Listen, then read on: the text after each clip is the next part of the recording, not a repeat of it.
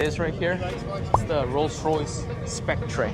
That's Rolls-Royce's first electric car. Ladies and gentlemen, we're switching to the electric era. What can we do? Remember this face right here, the Huracan, because it's also gone.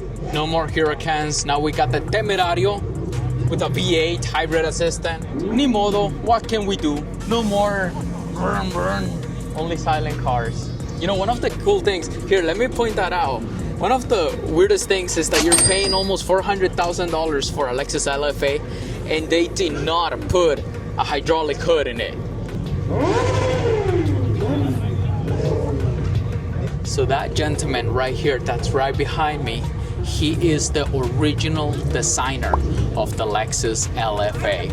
He has been signing the engines of all the LFAs that are here today. He is the designer. I can't even believe that I'm saying this. He's the designer of one of the most beautiful, best sounding cars of the modern era. Much, sir. Thank you so much, sir. I appreciate it. Thank you. Thank you. Not only one, but two Evos right here. Yeah. This is fucking sick. Oh, a Genesis! I haven't seen one of these in a while. These ones are fucking nice. The Genesis 3.8. Question for you. Do you remember the year, make, and model of the first car that you ever bought with your own money? It was, I don't remember, like 1998. It was a Peugeot 206 GTI. That's wonderful. And what is the year, make, and model of the car that you brought in today to Cars and Coffee? 2018 McLaren 720S. And how much did you pay for this vehicle? Around 300. Okay, that's a decent price. Are you a business owner? Correct. For how long have you been a business owner? 10 years. 10 years. So for someone who has been a business owner for 10 years, what do you think is more important to have, a good mentor or a college degree? A good mentor. Why? Sometimes you need like to start and be like an entrepreneur and like just like to start your own like business. Obviously, like if you are part of the company at the very beginning, and then you can open yourself like something it's more, you know, profitable, and you can do like lots of things. We have one of the most unique cars in the entire event here of Cars and Coffee. We have Maseratis, we have Lambos, we have Ferraris, but this one right here, it's a special, unique car. And I want to go talk to the owner to see if we can get more information about it.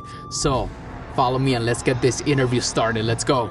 Did I hear correctly when you said that you built this car right here? Yep. So what brand is it? Or how do you classify this car? It looks like a supercar, obviously. Classify it as a badass, completely unstable, unmanageable, nutty fast car. Okay. When you're unstable and the car's unstable, it's a perfect fit. So what was the year, make, and model of the first car that you ever bought with your own money? Oh, Jesus Christ.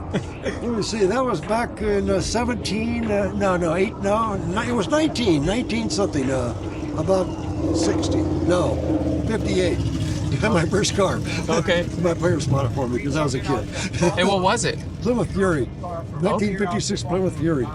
Okay. And what is the year, make, and model of this vehicle? This is a 2023 SLC Superlight. And how much is it worth? I haven't added up the bills, but if I were to sell it, I'd just turn around and build another one. Okay. I'd sell it for about maybe $250. Okay, that's a very good price. It is, considering just, well, I don't think there's a car here I can't beat. Exactly. What do you mean by that? How much horsepower are you making? Detuned for the street at 850 and full race trim 1350. But that's the easy part. Anybody can make horsepower. That's pretty simple. Making a 2,000-pound car is a little more difficult. 2,000 pounds. That's insane. For the people that don't know this, that is extremely light for a car like this. This Ferrari sitting over there, those are about 3,500 pounds each. Yes. And what is it that makes this car so light? It's an all-aluminum monocoque chassis, monocoque from the firewall forward, space tube aluminum from the firewall back. all carbon fiber body, aluminum engine, transaxle, motor weight 430 pounds complete. It's just a light car. And it's a race car. There's nothing in there that doesn't make it go fast. Except for the leather on the seats. It's been slightly modified for street use. Okay. Cup holders, leather on the seats for my skinny ass. Skinny ass. That's And a nav system because I never know. I'm always lost. definitely. How old were you when you got your first job, and what position was it? Cleaning parts at Babbitt Bearing Company in San Jose, California. Working the hot tank. Wow. How old were you when you got that first job? About 17. So for any 17-year-old watching today's video, working a regular job, maybe as a fast food employee, what would be the best advice that you could give to them if they want to be able to afford a supercar eventually? To afford it, just go out and do what you do best to make the much money as you can. To build it, take a lot of STEM classes at school. Okay. Science, technology, engineering, and math. You're going to use it in spades. Trust me. You may not think so now, but you start building one of those, you'll use it. You'll use it? Yeah. So how many people did it take to build a car like this? Just yourself. Hey, how long did it take you to Except build I'm it? colorblind. My wife had to show me the colors of the wires when I put the wiring. How long did it take you to build this car? 2.5 years, because it took me almost 2 years to get the transaxle, and it was very tight. And so I had to work around the problem. I didn't have a transaxle. Normally, I build a car like this about a year. And where do you get the parts? What's the company? How does one even start to build a car like this? You can buy the roller, which is the chassis in the body, but that's it. It's not a kit car. Kit car's trying to be something it's not, a GT40 or a Cobra or something. This is what it is. It's a SLC. It's just interchangeable with anything else. So you get the roller, and then you pick an engine, and you put the engine in, and then you modify the roller so that the engine now fits. And you modify the body so that it does what you want it to do, and just make all the modifications. So, would you say that in today's world, in 2025, it's more important to have a college degree or have a good mentor? Or get the college degree, because you never know if the manager's going to take you to the cleaners or not. Yeah. I would make sure you know what you're doing, even if nothing more than to check to make sure he knows what he's doing. Throughout your career, what was the biggest sacrifice that you ever had to make? I tried to walk the PCT, which is 2,687 miles RPN on foot, and I crapped out. I didn't finish it. So that pissed me off. Well, sir, thank you so much for your time. I appreciate it. Okay. Thank you so much. That's a V10 SRT10. That's a beautiful car, bro, the Viper. Look at this car, guys. This is the Maserati MC20. So this is currently Maserati's supercar. It looks absolutely beautiful. I think Maserati should just ditch the Gran Turismo and focus on this car right here. It looks absolutely stunning. This one is the Maserati MC20 Cello. What does Cello mean? You can see the plaque right here. What does Cello mean? That means that this is the convertible version of the MC20. It has a V6 twin turbo engine making around 600 horsepower. You can see the air intake right here with this beautiful wheels, and I love the way that spoiler looks right there. This has to be one of the best comebacks that Maserati has made so far. Maserati has been dying. That's not a surprise to anyone. Maserati cars always depreciate, but this car right here, I think it looks beautiful, and if I'm not mistaken, it's holding its value very well. Come on, Maserati, just forget about the Gran Turismo. No one likes it, no one cares about it. Focus on this car, focus on making more cars like this. Put a V8 engine on another supercar and call it the MC40 or something. You guys have to step it up. People are loving this car. People are buying it. People are taking pictures of this. If Maserati were focused on making cars like this, their brand would go up again, and it would be respected like how it was back in the early 2000s. Hey, yo, is that a Supra? It looks nice, brother. What's the year, make, and model of this? Obviously, it's a Supra, but you know, for the viewers. It's a 1995 Toyota Super Turbo. Nice. How much did you pay for it? I bought it almost 7 years ago for a little under 30 grand. 2JC. Yeah, 2J twin turbo stick. Have you tuned it? A little bit. It's got a boost controller, so I'm making about 4 at the wheels on it. Okay, which is pretty decent, right, for a car that's this light? It's pretty quick, yeah. For a car that's this light, it sure moves, but it's more of a cruiser. Just take the top off, go down PCH, and have fun with it, you know? Nice. And how much did you pay for it? It was a little under 30 grand, so. What do you mean 30? Where did you get a Supra under 30? eBay. No reserve auction.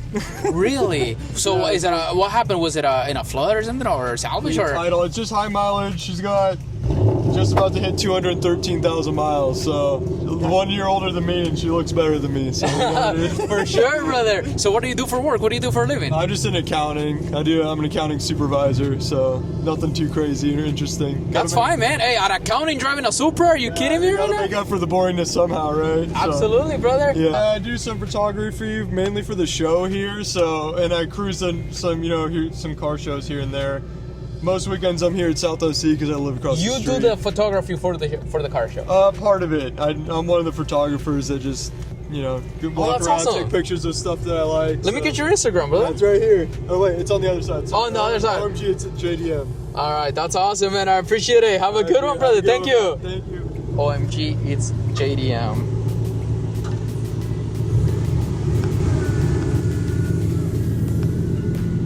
One of the most controversial opinions that I have is that Porsche does not make the best sports cars. Everyone always says, if you love cars, if you're a car enthusiast, you need to have a Porsche. You need to drive a Porsche. In my opinion, it has always been the Corvette. Why? Because a base Corvette versus a base 911, you can't compare them. You will always have more fun driving a base Corvette than a base 911. In order to have fun in a Porsche, you need to be driving the high-end ones, the GT3 RS, the GT2, the 911 Turbo. I've driven the regular 911s, the Carrera STs. They're not that exciting, to be honest. But a base Corvette, a base C6, a base C7, you can have a ton of fun with it. A 6.2 liter naturally aspirated V8 with a manual transmission. Imagine this one, a C8, a naturally aspirated V8 mounted in the back. It just takes it to another level. In my opinion, the best sports car in the world has always been the Corvette, the C6, the C7, the C8. I'm sorry, Porsche fans, but that's just the reality of it. In order to have fun in a Porsche, you need to go high-end. You won't have fun in a base 911. What's the year, make, and model of it? Obviously, I know it's a McLaren, but for the viewers, what's the year, make, and model? It's a 2018 720S. It's got a Rift body kit on it. So you see the carbon spoiler, the side skirt, front end. This is a full body kit. How old are you? I'm 25 years old. And what do you do in order to be able to afford a McLaren at 25 years old? I run startups. Okay. Yeah, so startup companies in the tech space. So how does someone start a startup company like that? I would say, there's a multitude of considerations to it. I wouldn't recommend anybody to get into this field. I would, without very hard determination. But when it comes to small business or anything of that, as long as you have dedication and hard work and the willingness to really get your hands dirty, that's something that I recommend. Yeah. Gotcha. So as a 25-year-old, you have a different mentality, a different mindset than a lot of people that are older and made money a different way. Yeah. In your opinion, is it more important to have a college degree or a good mentor? Good mentor. I would say college degree, they're very useless unless you're getting into very specific fields. I happened to stay in college, but I wanted to drop out. But I would say college has not contributed to any parts of the achievements or things that I'm going through right now, or even help me elevate it. And then another question, because I always like to ask this for people, once again, that are under 30. Let's say I have $500 in my bank account, I have a laptop, Wi-Fi, and an iPhone 12. What can I do to start making $2,000 a month? Get shit done. I would say the most important thing is to find opportunities online that you can easily satisfy, easily fulfill. You can go somewhere as simple as Fiverr or any of these freelancing platforms and get really good at a particular skill set, or at least know how to organize the skill set to be a part of it.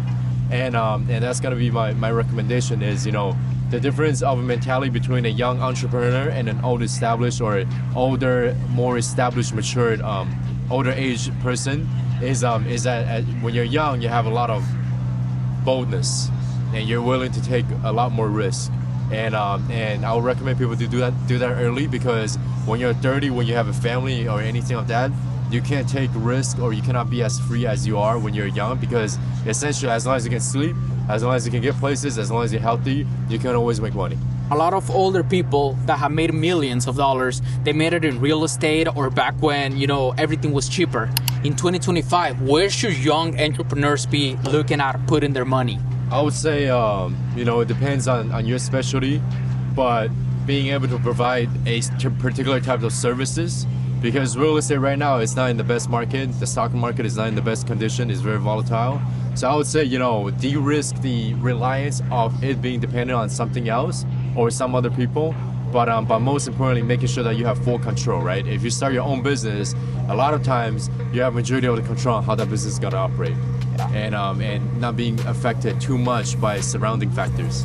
Man, thank you so much, man. Absolutely. I appreciate your time. Thank you. Have a wonderful day. Today was insane. We were able to meet people that have been business owners for years, people that are as young as 25 years old, driving a McLaren, and they were able to drop some really good financial advices for you guys. When we first got here, there was over 30 Lexuses LFA, and now we just have an empty parking lot. Today's video was crazy. I've never seen that many LFAs parked in just one place, and we were actually able to take a picture with the designer of the Lexus LFA. So to me, that was an incredible moment. We were also able to review some amazing sports cars and supercars in today's Cars and Coffee. Today was also a special date because it marked the 8th anniversary of this event in Southern California. I hope you guys liked the video. Remember to subscribe, and I'll see you guys on the next one. Yeah.